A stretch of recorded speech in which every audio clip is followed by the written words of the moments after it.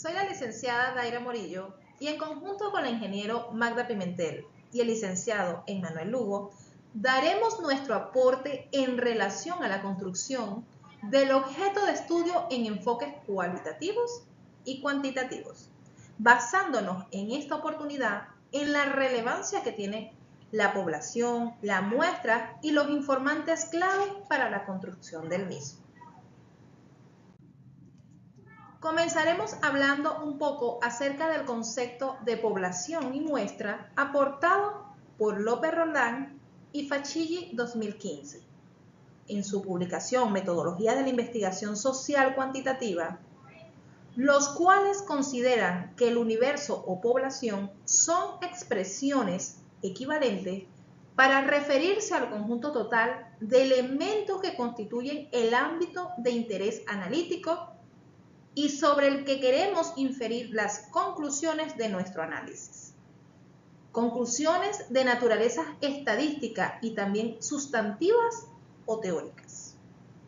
En particular, se habla de poblaciones, marcos o universos infinitos al conjunto preciso de unidades del que se extrae la muestra y universos hipotéticos o poblaciones objetivos al conjunto de poblaciones al que se puede extrapolar los resultados.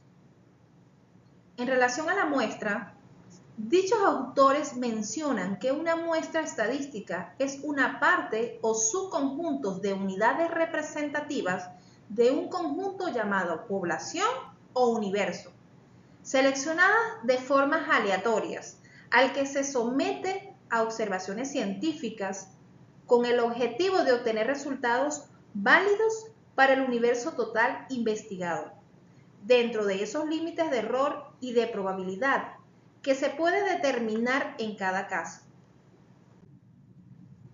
Hay algunas condiciones que se pueden establecer para optimizar o para la optimización de una muestra. Número 1, que comprendan parte del universo y no la totalidad. Número 2, que el tamaño de la muestra sea estadísticamente proporcionado a la longitud del universo. Número 3, que se dé una ausencia de distorsión en la elección de los elementos de la muestra con el fin de evitar la introducción de sesgos que virtúen la representatividad. Número 4, que sea posible poner a prueba hipótesis sustantivas de relaciones en variables. Y número 5, que sea posible poner a prueba hipótesis de generalización de la muestra de un universo, es decir, que sea representativa con un cierto grado de incertidumbre. En este sentido, las muestras se dice que son probabilísticas y que cualquier cálculo con los datos muestrales son estimaciones de características o parámetros poblacionales. Ahora bien, población y muestras en los estudios cuantitativos. Uno de los aspectos centrales de la estrategia metodológica cuantitativa es la determinación de la población o grupo en que el estudio será realizado. Habida cuenta que las unidades de observaciones han sido definidas al momento de elaborar los indicadores o referentes empíricos. Podría presumirse que, si al investigador le interesa obtener explicaciones, predicciones de carácter generales o afirmaciones generales a toda una población, el estudio debería hacerse abarcando todos los elementos de la población. Sin embargo, no siempre es posible estudiar la población en su totalidad. Por ejemplo, cuando está constituido por un número inaccesible de elementos por ser demasiado grande. También cuando está formado por una cantidad ilimitada de elementos en cuyo caso se denomina universo, y la imposibilidad de abordar exhaustivamente por no conocer su magnitud, por tratarse de experimentos que suponen la destrucción de los elementos a observar. Es por ello que en el proceso de definición de esa población de estudio, en la mayoría de los casos, y dependiendo de algunos criterios, es necesario escoger una parte de la misma para llevar a cabo un estudio. Esta parte o subconjunto de la población se denomina muestra. Bien, continuando con esta exposición, vamos a hablar ahora sobre las muestras como medio de optimización en las investigaciones. Entendiendo que una muestra es el medio fáctico para conocer las características de una población, se deduce que la misma debe cumplir ciertos requisitos para que al momento de los resultados, estos puedan ser generalizados o extrapolados al universo de población, del cual la muestra proviene. La investigación a partir de muestras tiene muchas ventajas. Entre estas se destacan las siguientes. Primeramente, la optimización del tiempo, porque permite que el estudio se realice en menor tiempo al ser menos los elementos observados. Número 2, la reducción de gastos. La tercera, la que posibilita profundizar en la captación de otros indicadores empíricos respecto de los estudios exhaustivos o censos. Y la cuarta es que permite tener mayor control sobre la confiabilidad de la información a captar a través de tareas de supervisión y otros controles de calidad. Continuando con esta exposición relacionada a la parte de la población y muestra en los estudios cuantitativos, es un momento de hablar de la población universo.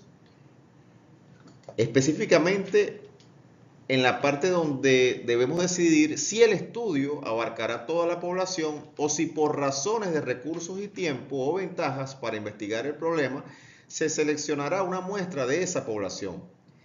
De adoptarse la segunda alternativa, surgen dos problemas básicos en el diseño metodológico. Primeramente, el tamaño de la muestra.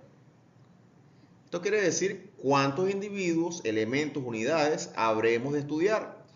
Y el segundo, cómo elegiremos a esos individuos, elementos, unidades. Eso es la parte del método de selección de la muestra.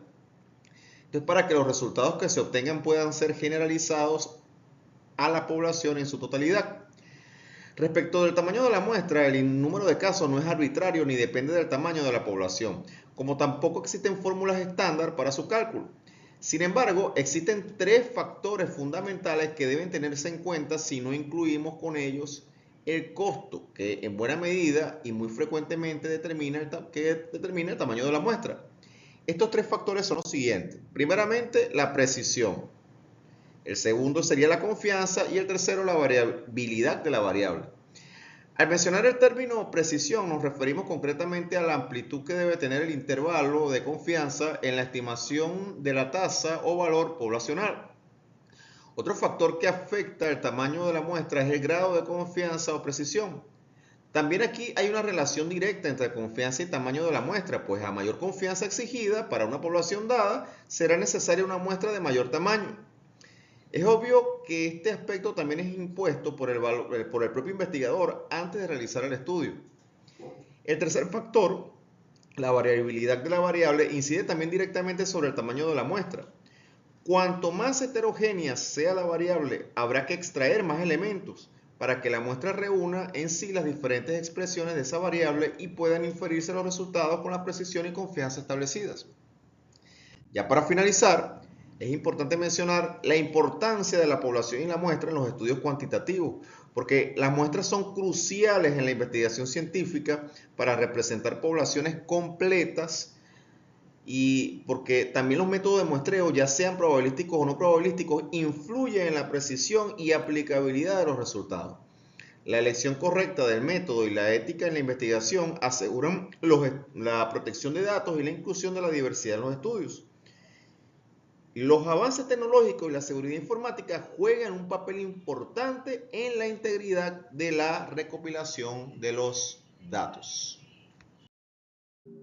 Continuando con lo que son los informantes clave en la investigación cuantitativa, tenemos que, según Robledo, son todas aquellas personas que por su vivencia, capacidad de empatizar y relaciones que tienen en el campo, pueden apadrinar al investigador, convirtiéndose en una fuente importante de información y a la vez le va abriendo el acceso a otras personas y nuevos escenarios. El concepto que tenemos según Taylor y Boda, dependiendo de la posición epistemológica y teoría del investigador, se habla de informantes clave e informantes de portero.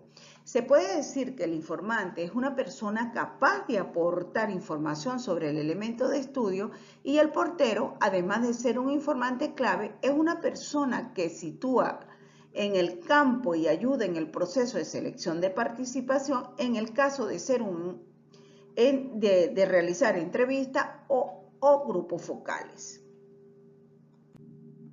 El informante clave tenemos que son todos aquellos llamados autores sociales o participantes, es decir, personas que hablan del fenómeno en relación a un todo, es decir, tienen una visión holística de lo que es el fenómeno de estudio.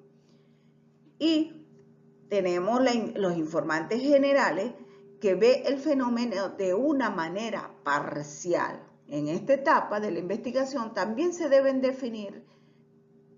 tener en cuenta lo que son esas diferencias en cuanto a estos dos tipos de informantes.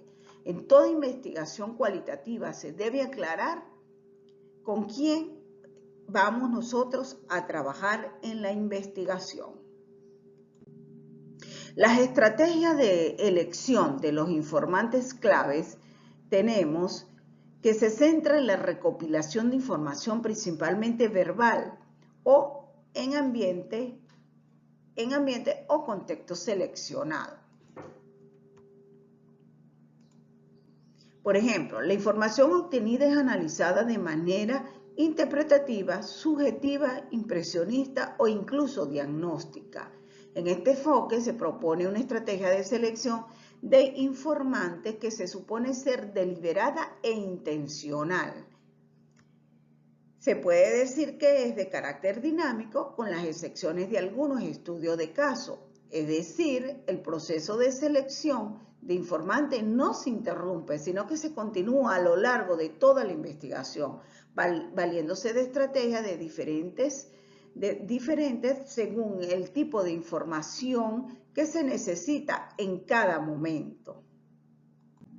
Para continuar, tenemos que los investigadores cualitativos buscan como informante personas informadas, lúcidas, reflexivas, dispuestas a hablar ampliamente con el investigador. Según los autores como Morse y Bernard, describen diferentes estrategias de elección de los informantes, como son muestreo por conveniencia. Este muestreo se utiliza cuando se elige informante y no se sabe cuántos sujetos pueden tener el fenómeno de interés. Tenemos también el muestreo por bolas de nieve o de avalancha. Consiste en elegir uno o varios informantes y solicitarles que, a su vez, recomienden a otras personas a participar. El muestreo estratégico incluye a los protagonistas o testigos de excepción que disponen de mucha información con riqueza de contenido. El muestreo opinático es el proceso de muestreo intencionado que consiste en la recolección de datos para generar una teoría. Muestreo de casos extremos o inusuales es escoger con cualidades específicas o diferentes a un grupo en general. Muestreo de embudo consiste en una aproximación progresiva a los focos de interés. Se inicia con muchos informantes y se va reduciendo al final. Siempre se mantiene una relación con tengan una relación con el tema e interés. Y tenemos también un muestreo accidental cuando se encuentran de manera espontánea contexto e informantes de mucha importancia para la investigación. Estos son algunos que podemos nombrar. ¿Cuántos son suficientes? ¿Cuántos informantes clave podemos seleccionar? Tenemos que, según Cross y Kenzie, expone un pequeño número de casos, menos de 20 por ejemplo, facilitará la estrecha relación del investigador con los investigados y mejora la validez de grano fino, la investigación en profundidad en ambientes naturales.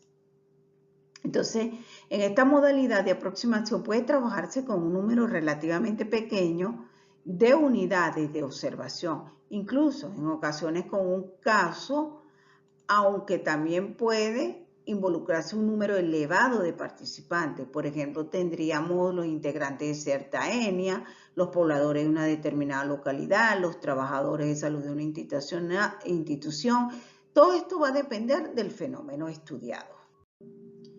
En este sentido, la tarea consiste en relacionarse con los informantes como personas y no como si fueran meras fuentes de datos. Según Taylor y Boda, dan algunas orientaciones para conseguirla. Entonces, tenemos